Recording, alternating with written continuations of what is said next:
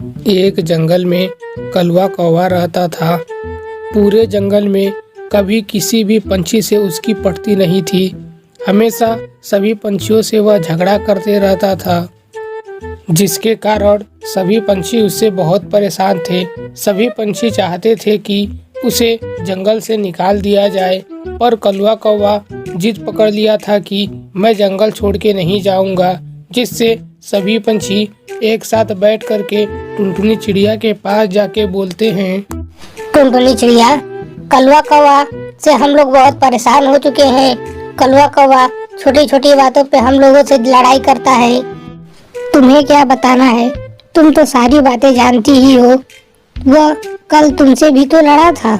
हम लोग कलवा कौवा से बहुत परेशान हो गए हैं। हमें मिलकर के कलवा कौवा को जंगल से बाहर निकालना चाहिए। तुम इसके लिए कोई उपाय बताओ। देखो दोस्त, कलवा कौवा चाहे कितना भी झगड़ा करे या कुछ भी करे, है तो हम लोगों का दोस्त ही। हमें उसके साथ ऐसी बर्ताव नहीं करना चाहिए। हमें उसे सुधरने का एक मौका देना चाहिए। फिर भी अगर वह नहीं सुधरता है तो हम लोग मिल के कोई उपाय सोचेंगे और उसे जंगल से बाहर निकाल देंगे। मैं जाती हूँ और कलवा कौवा से इसके बारे में बात करती हूँ। उसे समझाऊंगी और बोलूंगी कि अगर तुम ऐसे ही करते रहोगे तो बहुत जल्द जंगल से निकाला जाओगे। इस तरह टुनटुनी चिड़िया जाती है और कलवा कौवा से बात करती है।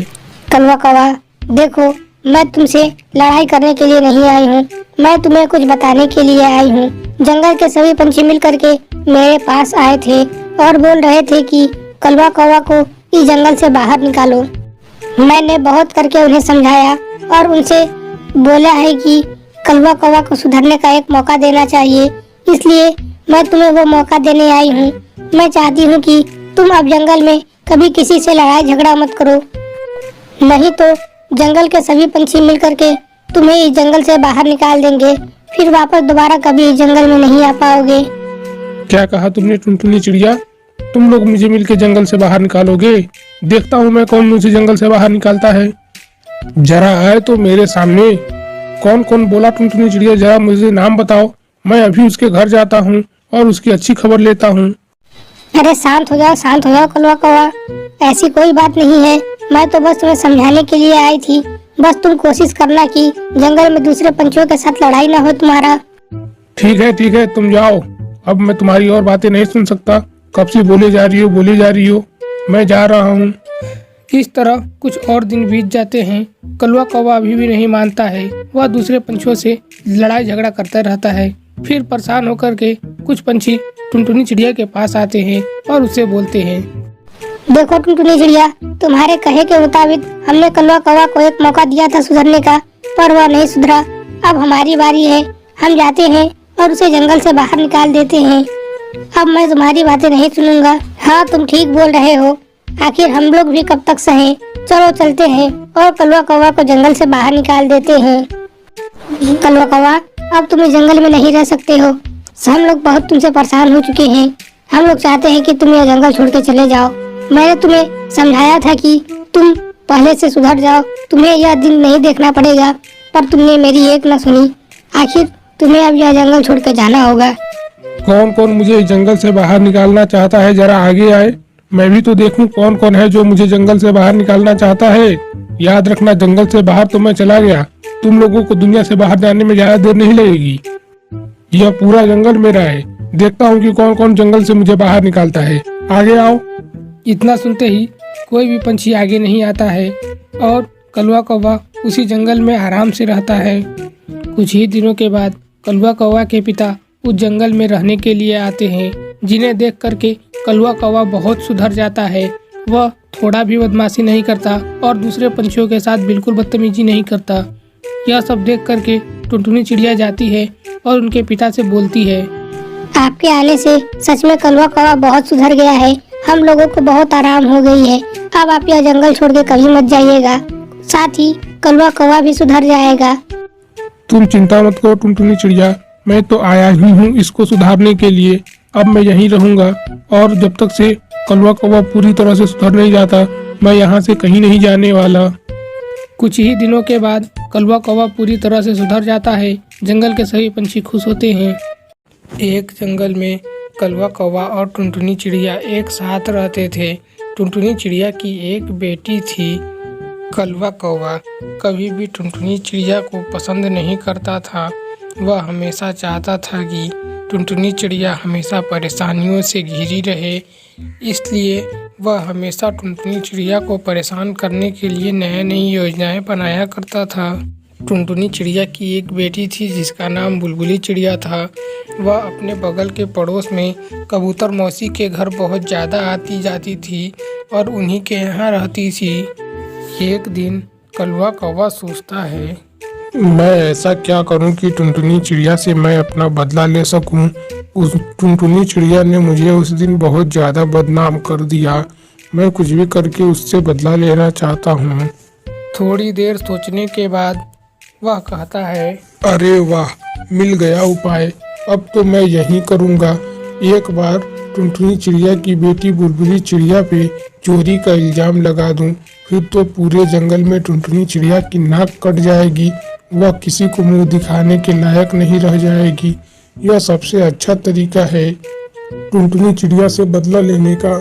सबसे पहले मैं जाऊंगा और उसकी बेटी बुलबुली चिड़िया कबूतर मौसी के बहुत ज़्यादा घर में रहती है और वहीं पे सारा दिन पड़ी रहती है। यह बहुत अच्छी मौका है मेरे लिए। मैं जाऊंगा और कबूतर मौसी के घर से कुछ सामानें चोरी कर लूंगा और फिर उसे इल्जाम बुलबुली चिड़िया पे लगा दूंगा। यह बहुत सही तरीका है इल्जाम लगाने का। इस तरह वह अगले दिन जाता है और कबूतर मौसी के पास जाता है। वहीं पर बुलबुली चिड़िया भी खड़ी होती है और अपने में बातें कर रही होती है, कुछ खिलौनों से खेल रही होती है। यह देख कर के वह वहाँ से थोड़ी देर बैठता है और उसे जैसे ही मौका मिलता है वह वहाँ से कुछ सामान को चोरी कर लेता है और उसे लेकर के वहाँ से चला जाता है। यह सब करते हुए कबूतर मौसी कलवा कौवा को देख लेती है पर वह कुछ नहीं बोलती है। अरे आखिर कलवा कौवा ने मेरे घर में चोरी क्यों की? उसके पास तो पैसे की कोई कमी नहीं है। मैं चाहूँ तो अभी इसे पकड़ सकती हूँ, पर नहीं, मुझे देखना है कि यह क्या करने वाला है, इसके दिमाग में क्या चल रहा है। वह सामान मुझसे पूछ के भी तो ले जा सकता था, पर नहीं, उसने चोरी की। यह बहुत गलत बात है। अगले दिन कबूतर मौसी पूरे जंगल में सभी पंछियों को बोलती है कि मेरे घर में चोरी हुई है, मेरे घर में चोरी हुई है। यह सुन करके सभी पंछी घबरा जाते हैं और कबूतर मौसी से बोलते हैं, अरे कबूतर मौसी, क्या आपको पता है कि यह चोरी किसने की है? नहीं, मुझे तो नहीं पता कि यह चोरी किसने की है। शायद कोई अपने जान पहचान वाले ने ही चोरी की होगी, पर मुझे नहीं पता कि यह चोरी किसने की है। अरे कबूतर मौसी, आपके घर में सबसे ज्यादा कौन आता जाता रहता है? वहीं उसी ने चोरी की होगी।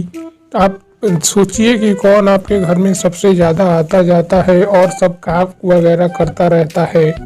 अरे कलवा कौवा, तुम बुलबुली चिड़िया को बोलना चाहते हो कि मेरे घर में बुलबुली चिड़िया ने चोरी की है? नहीं, मैं नहीं मानती। बुलबुली चिड़िया ऐसा कभी नहीं कर सकती। उसने घर में मेरे घर में चोरी नहीं की है। अगर आपको नहीं माननी तो मत मानो।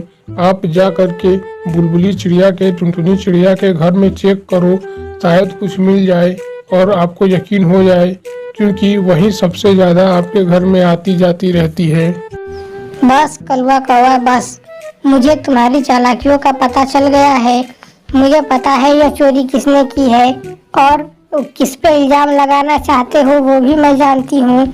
यह चोरी तुमने की है ताकि बुलबुली चिड़िया को पूरे जंगल में सभी के सामने नीचे दिखा सको, ताकि टुनटुनी चिड़िया किसी को अपना मुंह दिखाने के लायक न रहे। तुम इतना नीचे सोच सकते हो, मैं समझ नहीं सकती थी। मैंने तुम्हें चोरी करते हुए देख लिया था, याद रखना। अब आगे से तुम इस जंगल में कहीं नहीं दिखाई दोगे। अगर तुम कभी भी इस जंगल में दिखाई दिए तो मैं तुम्हें यहाँ से फिर भगा दूंगी।